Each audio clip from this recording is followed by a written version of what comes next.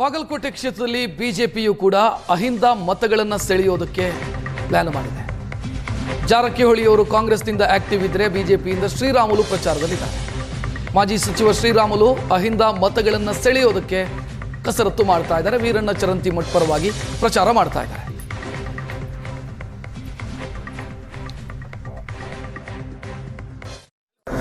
Congress party ಏನಿದೆ ನಾವು ವಿವಿಧ ಅಹಿಂದ ಮತಗಳನ್ನು ಸೆಳ್ಕೋಬೇಕೆಂದೇಳಿ ಸ್ವತಃ ಮುಖ್ಯಮಂತ್ರಿಗಳು ಸಿದ್ದರಾಮಯ್ಯ ಪ್ರಯತ್ನ ಮಾಡಿದ್ರೆ ಕೂಡ ಈ ಬಾರಿ ಅಹಿಂದ ಮತಗಳು ಏನಿದಾವೆ ಎಲ್ಲ ಕೂಡ ಭಾರತೀಯ ಜನತಾ ಪಾರ್ಟಿ ಪರವಾಗಿ ಬರ್ತಾ ಇದ್ದಾವೆ. ಅದೇ ರೀತಿಯಲ್ಲಿ ಕೂಡ ಅವ್ರಿಗೆ ಒಂದು ಜವಾಬ್ದಾರಿಯನ್ನು ಒಂದು ಉಸ್ತುವಾರಿ ತಗೊಂಡಿರುವಂತಹ ಸತೀಶ್ ಜಾರಕಿಹೊಳಿ ಅವರು ಇವತ್ತು ಬಹಳಷ್ಟು ಮಾತಾಡೋಂಥ ವಿಚಾರದಲ್ಲಿ ಯಾವುದೂ ಇಲ್ಲ, ಅವ್ರು ಬಹಳ ಚಲೋ ಮಾತಾಡ್ತಾರೆ.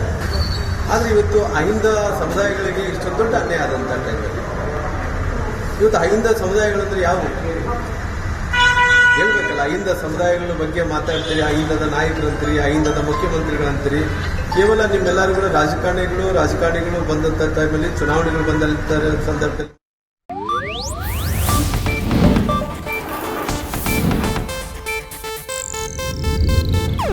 ಇದು ಏಷ್ಯಾನೆಟ್ ನ್ಯೂಸ್ ನೆಟ್ವರ್ಕ್ ಪ್ರಸ್ತುತಿ.